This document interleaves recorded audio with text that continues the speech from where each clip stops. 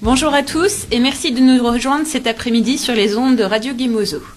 Autour de la table aujourd'hui sont assis Aurélien, Bérénice, Amy, Lucille, Mallory, Margot et Victoria, 7 des membres du jury du prix Ado.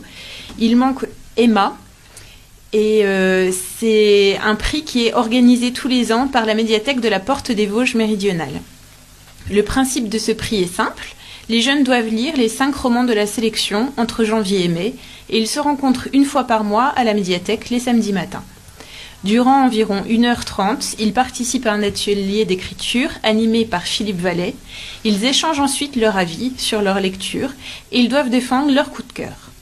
Les romans sélectionnés cette année étaient Songe à la douceur de Clémentine Beauvais, Le fils de l'Ursari de Xavier Laurent Petit, Les sacrifiés du Zodiaque de Moka, Le caméléon et les fourmis blanches d'Emmanuel Bourdier et Empreinte digitale de Patrice Favaro.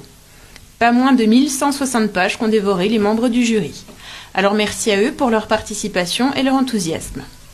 Le 13 mai, après d'âpres discussions, ils ont désigné le roman de Xavier Laurent Petit, intitulé Le fils de l'Ursari, lauréat du prix Ado 2017. Grâce à Radio Guimoso, les jeunes vont pouvoir maintenant interviewer les auteurs par téléphone et leur poser des questions sur leur roman et leur métier d'écrivain. Pour ce 3e rendez-vous, nous avons le plaisir de discuter avec le lauréat du prix Ado 2017, Xavier Laurent Petit, auteur du Fils de l'Ursari, édité à l'École des loisirs. Je vous propose un bref résumé de ce roman. Quand on est le fils d'un monteur d'ours, d'un Ursari, comme on dit chez les Roms, on sait que l'on ne reste jamais bien longtemps au même endroit. Harcelé par la police, chassé par les habitants, Cyprien et sa famille ont fini par relâcher leur ours et sont partis se réfugier à Paris où, paraît-il, il y a du travail et plein d'argent à gagner. Dès l'arrivée dans le bidonville, chacun se découvre un nouveau métier. Dadius, le monteur d'ours, devient ferrailleur. Maman et Vera sont mendiantes professionnelles. Dimitrius, le grand frère, est emprunteur de portefeuille. Et Cyprien, son apprenti. Un soir, Cyprien ne rapporte rien de sa journée de travail. C'est qu'il a découvert le paradis, le jardin du Luxembourg, où il observe en cachette des joueurs de tchékémat. Le garçon ne connaît rien aux échecs, mais il s'aperçoit vite qu'il est capable de rejouer chaque partie dans sa tête. C'est le début d'une nouvelle vie pour le fils de l'Ursari. Bonjour Xavier Laurent Petit, et merci d'être avec nous pour répondre aux questions des jeunes. Comme nous vous l'avions annoncé, votre roman Le fils de l'Ursari a été élu coup de cœur du prix Ado 2017 et nous sommes très heureux de vous avoir avec nous cet après-midi au téléphone pour parler de votre roman qu'on a tous adoré et qui nous a émus. Nous allons commencer par faire un petit tour de table pour nous présenter. Je suis Caroline, je travaille à la médiathèque et je co-anime le prix Ado. Je m'appelle Mallory, j'ai 14 ans et je suis en 4e. Je m'appelle Aurélien, j'ai 13 ans et je suis en 5e. Je m'appelle Victoria, j'ai 16 ans et je suis en seconde. Je m'appelle Margot, j'ai 14 ans et je suis en 4e. Je m'appelle Amy, j'ai 14 ans et je suis aussi en 4e. Je m'appelle Bérénice, j'ai 14 ans et je suis en 4e. Je m'appelle Lucille, j'ai 14 ans et je suis en 4e.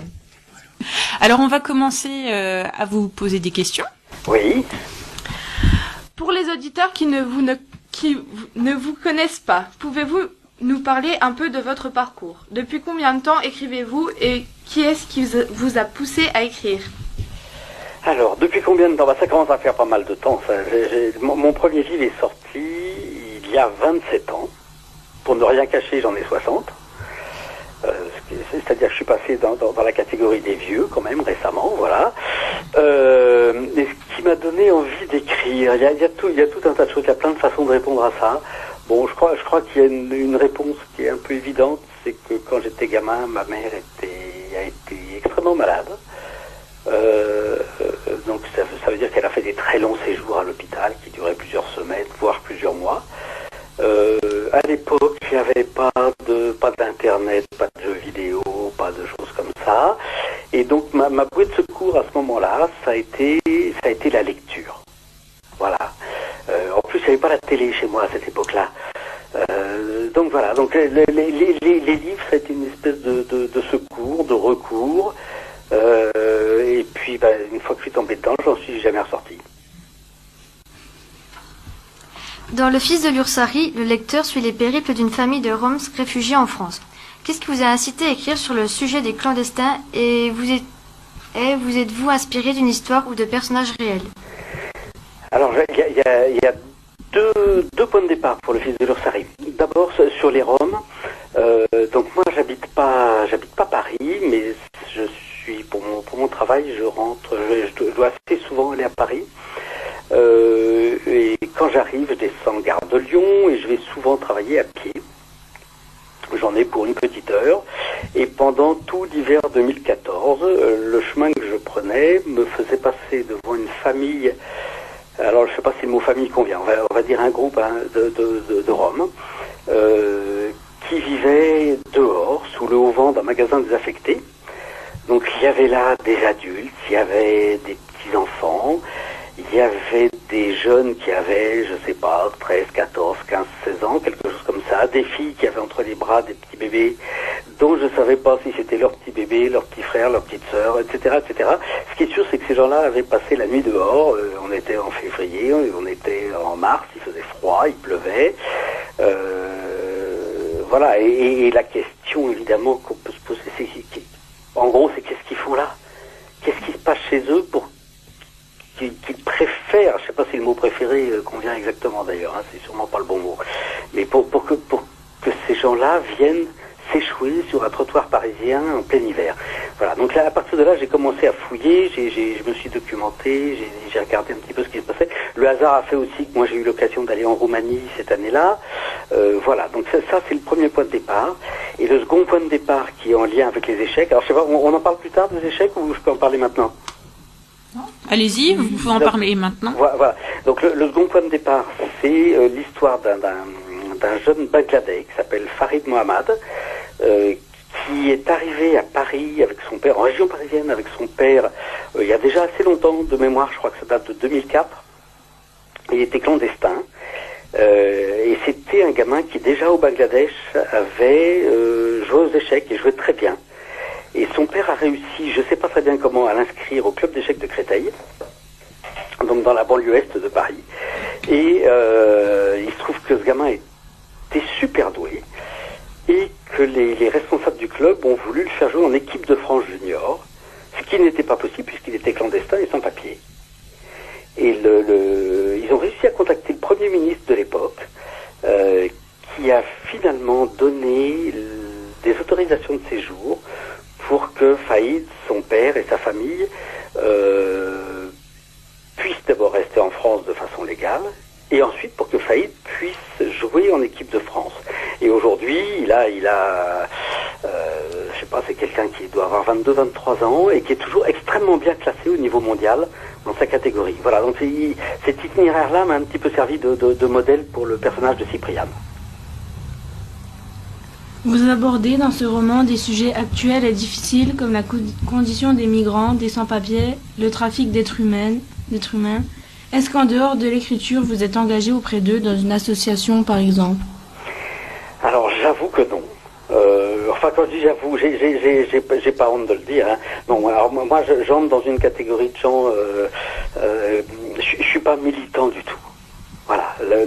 Ou alors peut-être que ce que j'écris, ce sur quoi j'écris, c'est peut-être ma façon de militer. Je sais pas. Mais voilà, je suis engagé dans aucune association de ce type.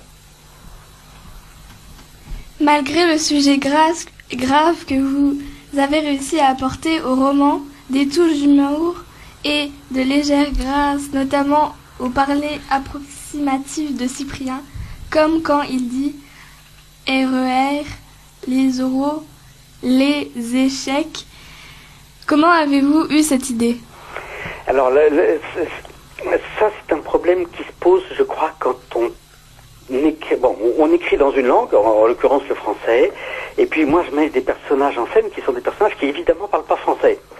Donc comment faire pour faire sentir la progression de la langue chez Cypriane? C'est-à-dire À la fin, Cyprien va parler très bien, et il va même se trimballer sans arrêt avec un dictionnaire sous le bras, il va découvrir les mots, il va découvrir la langue, et il va aimer l'utiliser et en parler. Donc fallait que je puisse faire ressentir cette progression. Et cette progression, elle commence évidemment par des phrases approximatives. Il entend ça de façon phonétique, il essaye de répéter ce qu'il entend, et ce qu'il entend n'est pas toujours juste. Et donc ça permet à la fois de donner cette idée de progression dans le langage, et en même temps ça donne ce petit côté, humoristique. Je pense que c'est le bon mot, quoi. Voilà, ça fait sourire au moins. Voilà, quand il parle des oraux au lieu des euros, etc. Il n'arrive jamais, par exemple, à parler du jardin du Luxembourg, ça devient toujours Luscambourg. Voilà, donc ça fait partie à la fois de la progression dans le langage, et puis du côté un petit peu léger. Je pense qu'il faut faire rentrer dans le genre d'histoire. Vouliez-vous délivrer un message avec votre roman? Alors ça, c'est une question qu'on me pose souvent, et je crois que non. C'est-à-dire, alors c'est sûr que quand on écrit ce genre d'histoire, on l'écrit, j'allais dire, un petit peu avec ses tripes, c'est-à-dire avec ce qui dérange, ce qui choque, ce qui gêne, ce qui met en colère, etc., etc. En même temps, je crois que mon métier, c'est d'abord de raconter une histoire, de raconter une bonne histoire, si possible. Et s'il y a un message à trouver, il est plutôt de votre côté, c'est-à-dire du côté des lecteurs, des lectrices. Voilà, c'est peut-être ce que vous avez lu qui va vous amener à réfléchir à telle ou telle chose que vous avez eu sous les yeux ou dont vous avez entendu parler. Mais moi, mon travail, c'est d'abord de raconter. C'est pas de faire une thèse, c'est pas d'expliquer les choses. C'est juste et simplement de raconter. Vous avez dit dans une interview, chaque livre est associé à un type de musique. Pour celui-ci, vous avez écouté quelle musique? Alors pour celui-ci, il est associé à une musique qui n'a aucun rapport, là je suis désolé, mais aucun rapport ni avec la musique tzigane, ni avec ce genre de choses.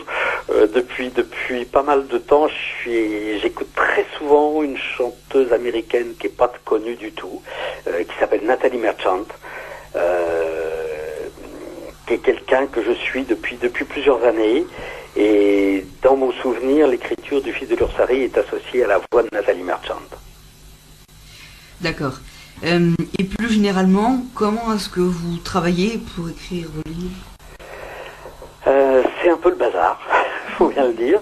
Bon, déjà, il y a une grosse partie de documentation. Alors la documentation, c'est pas juste pour éviter de raconter des bêtises. La documentation, c'est aussi une mine d'idées nouvelles. C'est-à-dire que quand je travaille quand je me documente sur les mafias de passeurs en Roumanie, je découvre des choses dont je n'avais jamais entendu parler et que je peux réintégrer après ça dans mon récit et dans mon histoire. Alors par exemple, tout ce que j'ai pu raconter précisément sur les mafias de passeurs, c'est quasiment vrai. C'est un système dont j'ai pas utilisé le nom dans le roman, mais qui s'appelle la kamata. Et la kamata, c'est un système qui consiste à dire à des gens, voilà, vous êtes mal ici, vous êtes mal vu par tout le monde, on peut vous offrir le passage en Europe de l'Ouest, alors c'est en Allemagne, c'est en France, etc., etc. On vous avance l'argent, vous nous rembourserez plus tard. Et le remboursement est quasiment impossible, puisqu'évidemment ces gens-là n'ont pas de travail. Leur travail, ça consiste à voler, à mendier, etc., etc. Donc ils ne trouvent jamais l'argent pour rembourser. Et à partir de ce moment-là, le piège se referme, et c'est un système qui, sur quelques personnes, ne rapporte que très très peu d'argent, mais sur des milliers de personnes qui, comme ça, font l'objet de ce trafic humain, parce que c'est un peu de ça dont il s'agit, c'est un système qui est suffisamment rentable pour qu'il y ait des mafias qui s'y intéressent. Bon, donc là, voilà, donc tout ça, c'est une grosse documentation, une grosse période de documentation, et puis après ça vient l'écriture, et l'écriture, je sais pas très très bien dire comment ça se passe. C'est une espèce de puzzle, et mon boulot, ça va être d'assembler les pièces du puzzle pour qu'à l'arrivée, ça ressemble à un roman, ça ressemble à une histoire. Ça prend du temps. Hein. Écrire un roman comme l'Ursari, c'est 1 an de travail, voire peut-être un petit peu plus. D'accord, merci. Vous débutez votre roman en écrivant « Un matin, Mika est morte ». Y a-t-il un clin d'œil au roman L'étranger d'Albert Camus qui commence par « Aujourd'hui, maman est morte » J'y avais pas pensé. Voilà, c'est toi par ta question qui me fait penser. Je veux dire que c'était un peu le.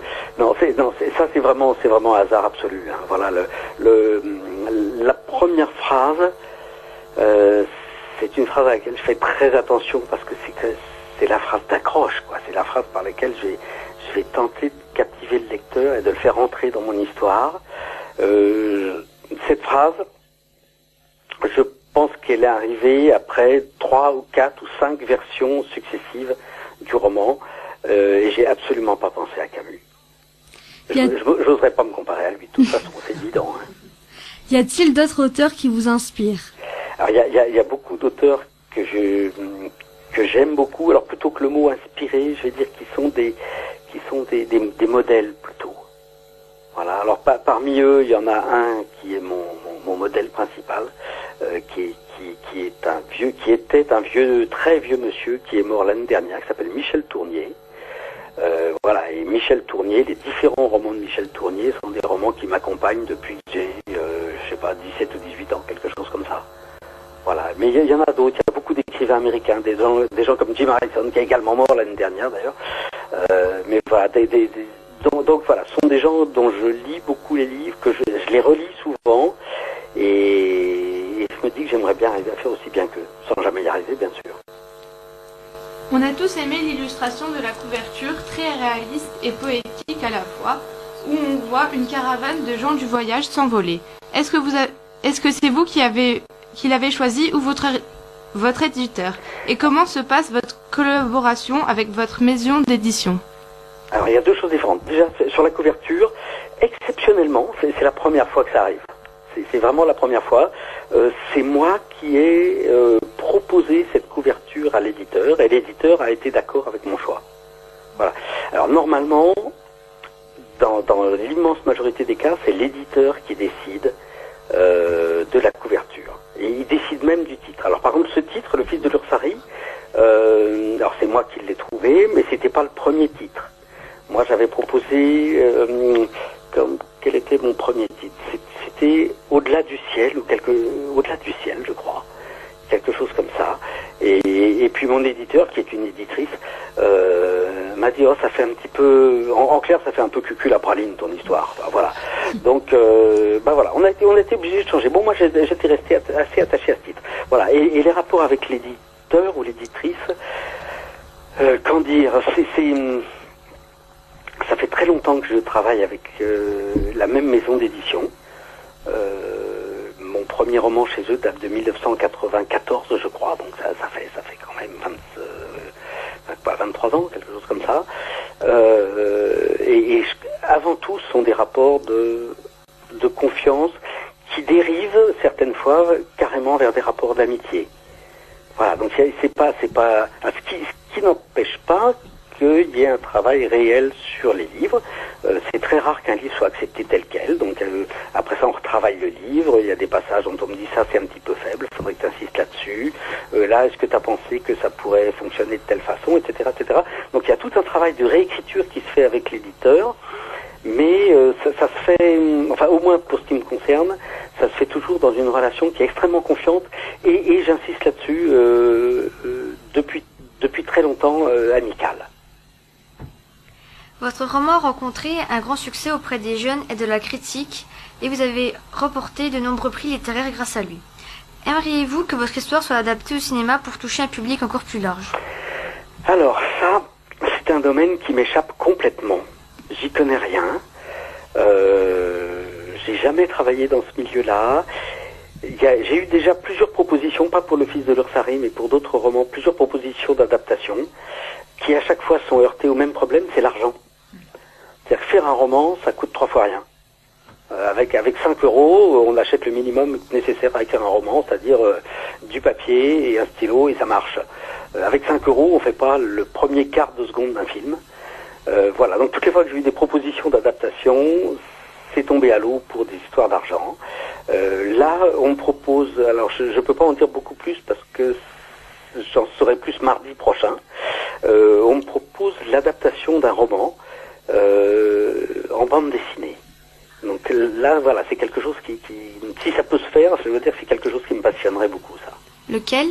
Et ben pour l'instant, je sais pas. C'est l'éditrice de la maison d'édition de BD qui m'a appelé il y a quelques semaines en me disant voilà, j'ai un projet à partir d'un de tes romans, j'aimerais bien t'en parler et je t'en dis pas plus parce que je veux te réserver la surprise. Voilà, donc si tu veux tout savoir, on déjeune ensemble mardi et à ce moment-là, j'en saurai plus. Pour l'instant, j'en sais rien. Oui, ça serait bien que ce soit le monde sauvage. Et j'ai aucune idée sur la question. Voilà, là, je vais me laisser porter par... je vais découvrir, voilà. Avez-vous un projet d'écriture en cours et de quoi avez-vous envie de parler dans votre prochain roman pour ados? Alors, en ce moment, je suis en train de me documenter. Donc, je suis pas encore passé à la phase d'écriture. Hein. Je suis en train de me documenter pas mal sur ce qui s'est passé à Tombouctou il y a 3-4 ans, quand des milices islamistes ont voulu détruire des livres qui ont été écrits et qui ont été illustrés de façon magnifique aux alentours du XIVe et du XVe siècle. Donc ce sont des livres qui sont des livres uniques, qui sont d'une intelligence incroyable, c'est-à-dire que les scientifiques qui habitaient à Tombouctou à l'époque étaient entre autres des astronomes, des mathématiciens, des médecins, des gens qui connaissaient incroyablement bien le fonctionnement du ciel, qui étaient capables de prévoir des éclipses de façon aussi précise que nous aujourd'hui avec des ordinateurs ou presque. Voilà, et donc il y a des miliciens islamistes qui se sont emparés de la ville de Tombouctou et qui ont commencé à détruire ces livres. Et la bonne nouvelle, c'est que les habitants de Tombouctou ont été infiniment plus malins qu'eux et leur ont donné en pâture, si on peut dire, des bouquins qui étaient certes des bouquins magnifiques, mais qui n'étaient pas les plus rares, ni les plus précieux, ni les plus intéressants, et que ces bouquins-là, ils ont réussi à les cacher et à les sauvegarder et à les protéger. Voilà, donc là, je trouvais qu'il y avait une belle histoire entre cette espèce de brutalité monstrueuse qui consiste à détruire la culture, sans parler des assassinats multiples et variés, et puis cette volonté des habitants du coin de préserver leur patrimoine, quoi. Voilà, c'était quelque chose. C'est une histoire qui me plaît énormément, ça. Donc je ne sais pas encore très bien ce que je vais écrire là-dessus, mais c'est bien possible que le prochain y ressemble à ça.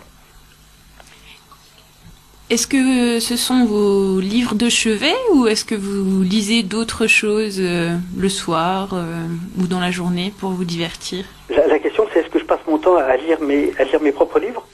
Non, les livres avec lesquels vous vous documentez. Ah oui, non, je varie, hein, je varie beaucoup. Bon, voilà, moi, c'est vrai que je passe pas mal de temps à lire.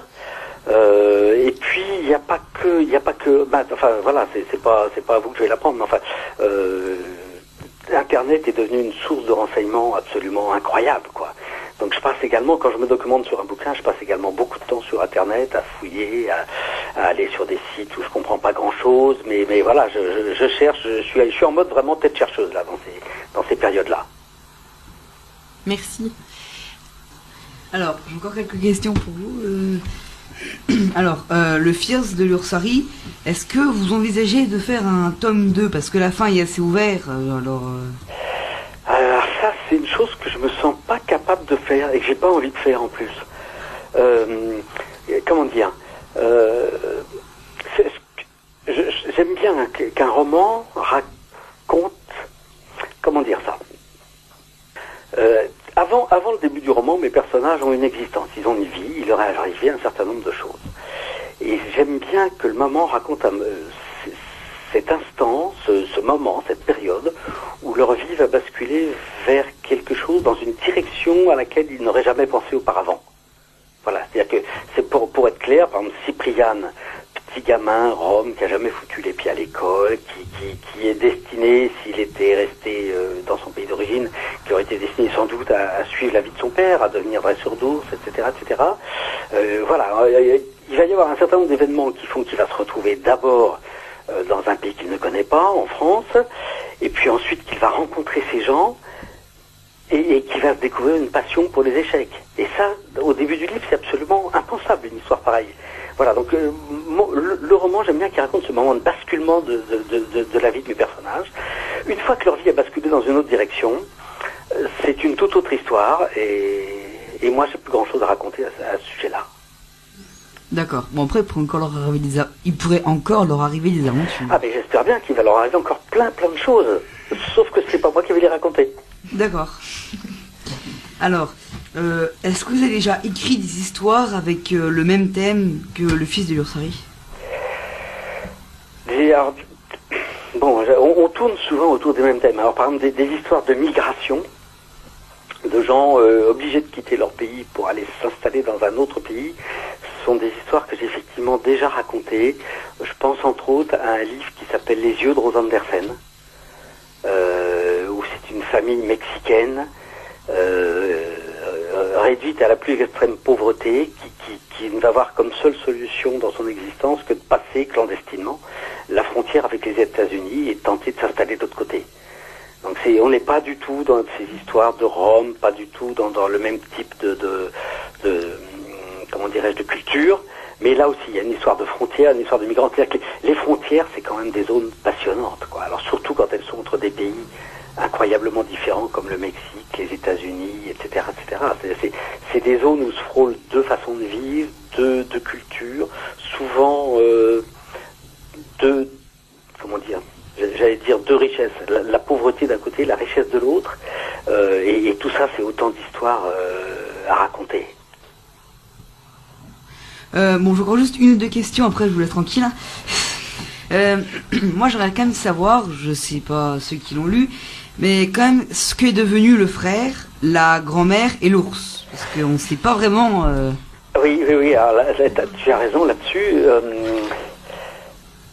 Je vais te faire une réponse qui va pas du tout te satisfaire, je pense. Je crois que dans un roman, faut pas tout raconter. Ah. Faut laisser des zones d'ombre, faut laisser des zones, des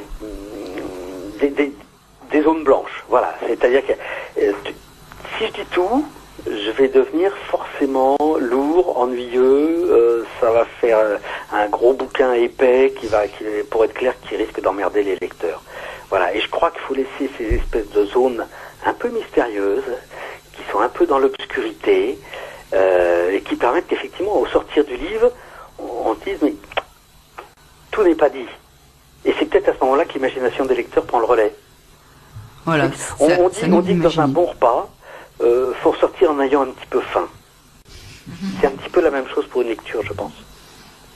D'accord. Et j'ai une dernière question.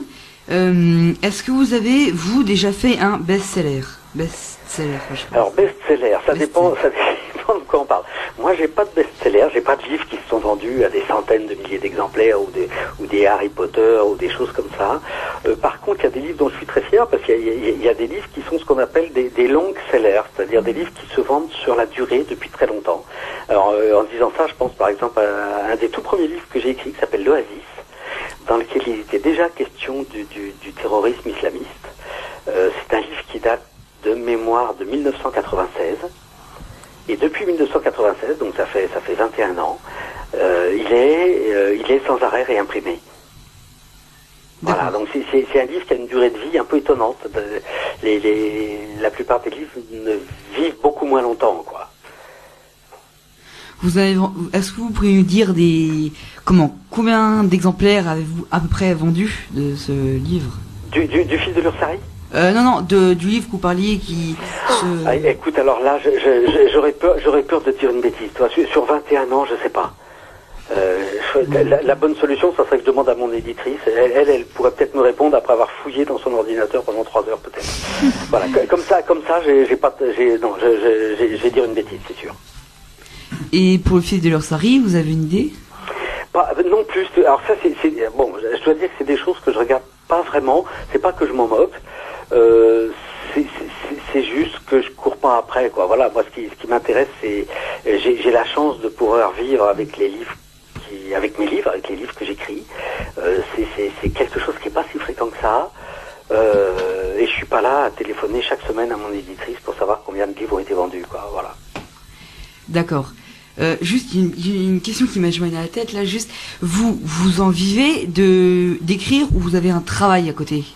Alors les deux, j'allais te répondre. Je pourrais en vivre, en sachant que c'est très irrégulier d'une année à l'autre. C'est-à-dire que le principe du droit d'auteur, je ne sais pas si vous le connaissez, c'est-à-dire que un auteur est payé au pourcentage. Sur chaque livre vendu, un auteur gagne un certain pourcentage. C'est ce qu'on appelle le droit d'auteur. Alors ce pourcentage, selon les livres, il varie, mais enfin, Grosso modo, ça varie entre 7, 8, 9, 10% du prix du livre, quelque chose comme ça. Bon, alors maintenant, il faut que les livres se vendent. Et ça, quand on est auteur, on fait de son mieux pour écrire un bon livre. Maintenant, il faut que les lecteurs soient au rendez-vous. C'est-à-dire ça, là, tout est entre vos mains, à vous les lecteurs. Donc j'ai depuis assez longtemps, depuis 14-15 ans, j'ai un autre métier à côté qui est aussi avec les livres. Je suis rédacteur du site internet de l'École des loisirs qui est mon éditeur principal. D'accord, merci. Bon, j'ai fini. Il est maintenant temps de nous quitter. Merci Xavier Laurent Petit de nous avoir accordé cette interview. Eh ben, je vous remercie infiniment de vos questions et de votre curiosité. Nous rappelons que votre roman Le Fils de l'Ursari, édité à l'École des loisirs, est le grand gagnant du prix Ado organisé par la Médiathèque. Et nous conseillons vivement à tous les auditeurs la lecture de cette histoire à la fois captivante, émouvante et qui porte un autre regard sur les gens qui vivent dans les bidonvilles en France. Merci beaucoup. Merci, Merci, au revoir. Au revoir. Au revoir.